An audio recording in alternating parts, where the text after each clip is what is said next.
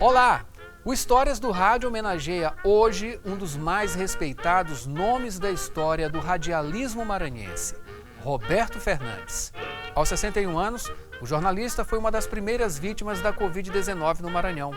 Na infância, Roberto Fernandes já demonstrava sua inclinação para o rádio. Era ouvinte assíduo dos programas e amante da locução.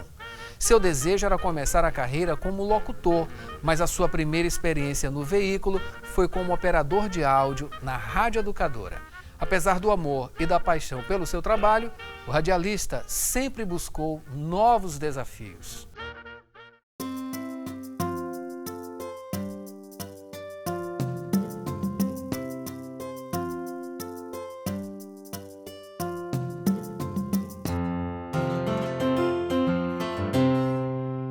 Desde criança eu tinha um sonho que era trabalhar no rádio.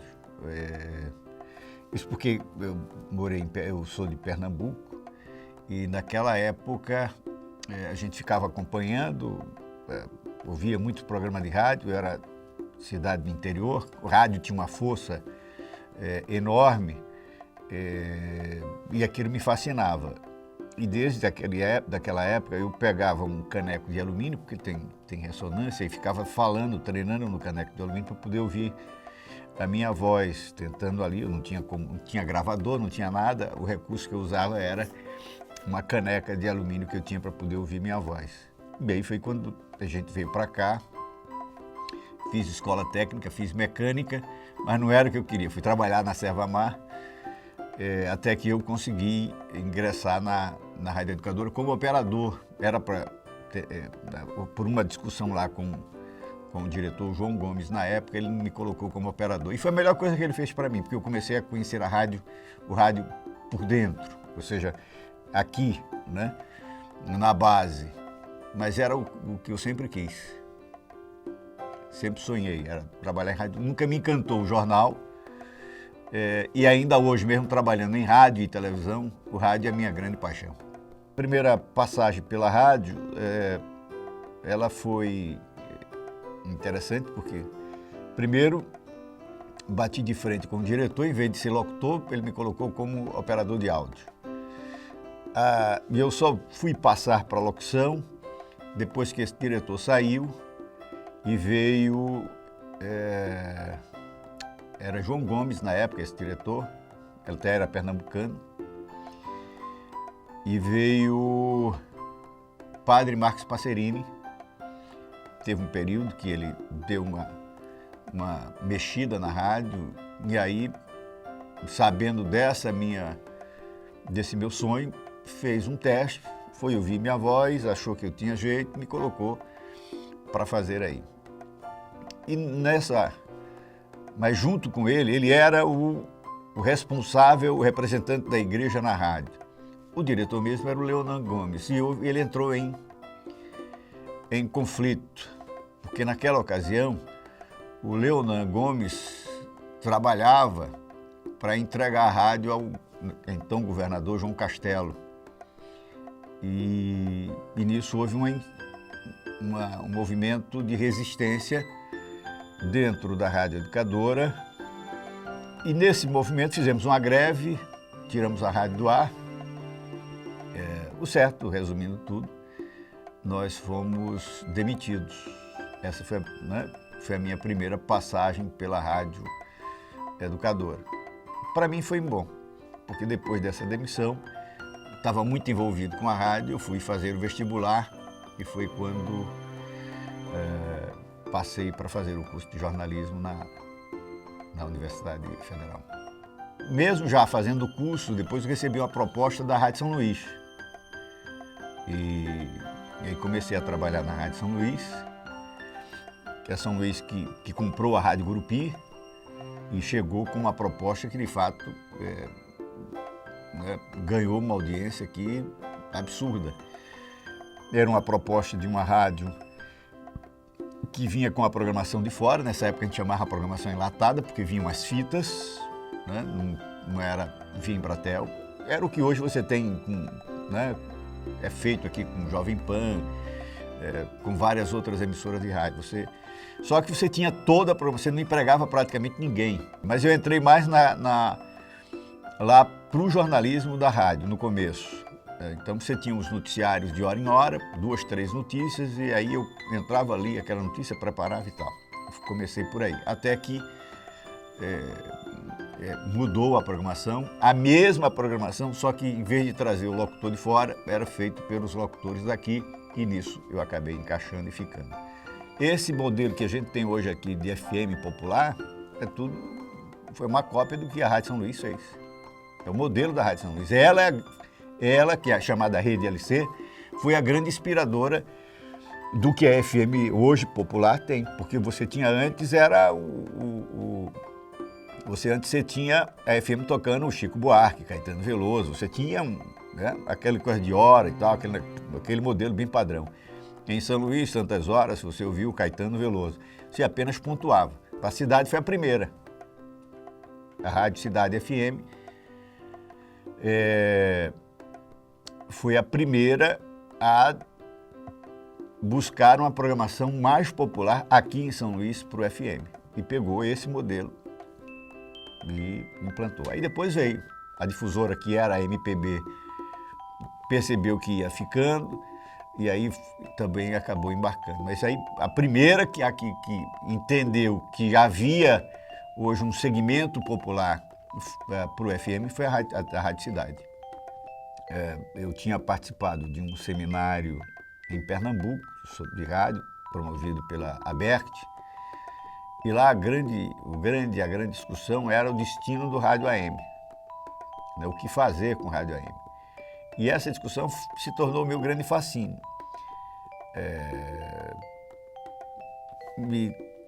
Aqui nós estávamos vivendo um momento muito delicado do rádio AM naquela ocasião. Algumas rádios tinham se transformado em vitrolão, que você nem locutor tinha. Você tinha o pessoal do estúdio, o operador de áudio, botando música da manhã à noite, sem locução, sem nada. Algumas emissoras nessa situação.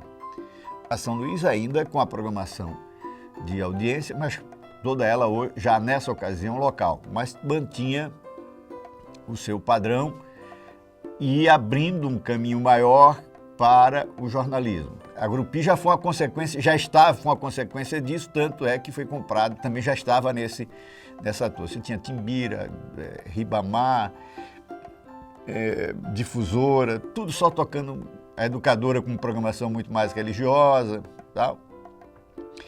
Até que eu conversei com o Robson Júnior, me falei para ele do que aconteceu, das discussões desse seminário, e achava importante que a gente tentasse provocar a Universidade Federal do Maranhão para também promover um seminário nesse sentido, para a gente rediscutir o rádio aqui, para ver se a gente conseguia dar uma reviravolta. E o Robson foi o grande responsável por isso. Ele foi na UFMA, levou a ideia e a UFMA promoveu, de fato, um grande seminário sobre o rádio naquela ocasião. E foi neste seminário que eu levantei a tese de que o futuro do rádio AM estava, coisa que eu tinha visto naquele seminário em Recife, estava no jornalismo comunitário. Se a gente quisesse recuperar, quisesse fazer o rádio do Maranhão dar uma reviravolta, a gente tinha que apostar nesse caminho, porque senão ele ia ficar do jeito que está, desempregando gente, como uma grande vitrola, e ainda pior ainda que sem qualidade. E logo depois o Robson vai para a Rádio Educadora, junto com o Zeca Soares, e vai até a Rádio São Luís e me faz uma proposta para ir para a Rádio Educadora. Eu disse para ele que eu poderia topar a ideia, o projeto, se fosse para exatamente fazer aquilo que eu estava propondo, ou seja, para a gente fazer um jornalismo comunitário, buscar um novo caminho para o rádio AM. Seria uma mudança lenta, mas a gente chegaria a isso. Eu topei. Em casa foi difícil, porque uma mulher não queria para mim sair. Tu é doido de sair, tu vai morrer, tu vai sair de uma emissora que é primeiro lugar para ir para a última, uma que é a última. Nós fomos, e daí a gente começou fazer um programa que era o Roda Viva, que era a gente mesclava música e... Até porque você não tinha uma estrutura, a rádio não tinha estrutura. A gente estava começando, a rádio com muitos problemas de estrutura. Então a gente tinha que fazer música e jornalismo ao mesmo tempo, né? Até para não cansar.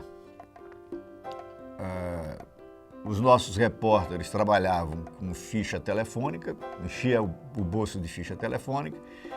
A localização da rádio ajudava, ela ficava na Igreja da Sé, portanto ali você tem um Tribunal de Justiça, você tem a Assembleia ficava perto, a Câmara Municipal perto, Prefeitura perto, Governo do Estado perto. Então, tudo aquilo, a localização ajudava a você ter uma dinâmica, né, que pudesse cobrir tudo isso aqui. A partir da eleição em que foi eleita Conceição Andrade, do processo de discussão, a gente já não conseguia mais tocar música. E aí virou o jornalismo, chamado jornalismo comunitário, com a participação do ouvinte,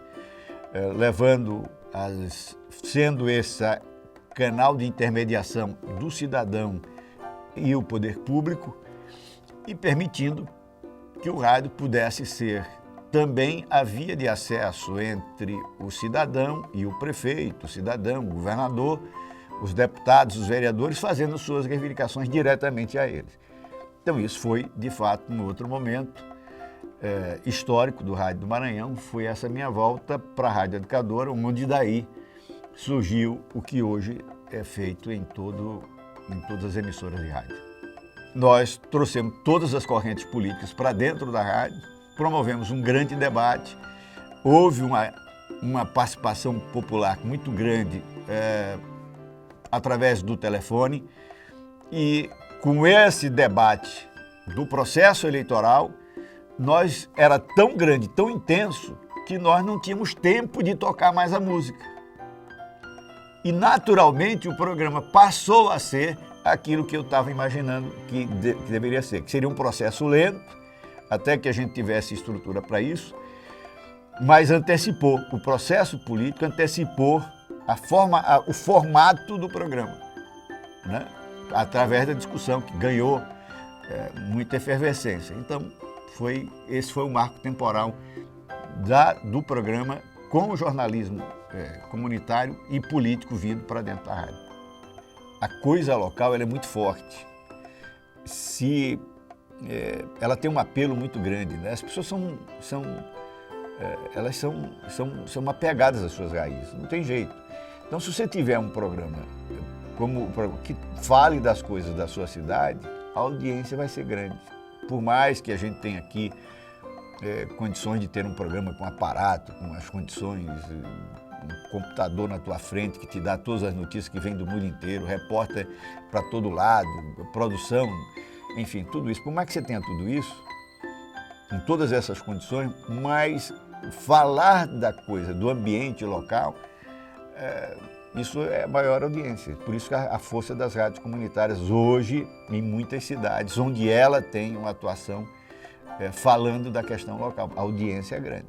Pega aqui a história da rádio daqui do Coroado, né, do Coroadinho, a Rádio Confiança, se a memória não está me falhando aqui. Ela, de fato, era uma rádio comunitária na essência da palavra. A outra que nós temos aqui é a do Bacanga, né, que é, de fato, da comunidade. Foi perseguida, porque ela tinha um conteúdo político muito forte, voltado para a comunidade, e perseguiram, até que fecharam a rádio. Não sei se já voltou.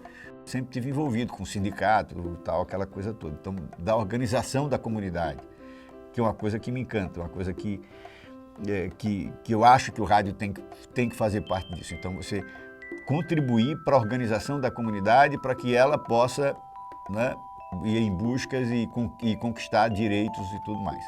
Para mim, se eu não puder,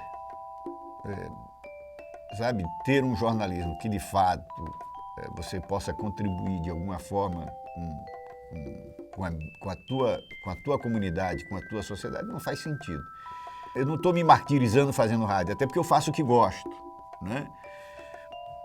Mas eu estou sentindo a necessidade de buscar outra coisa. acho que o rádio aqui, para mim, esgotou.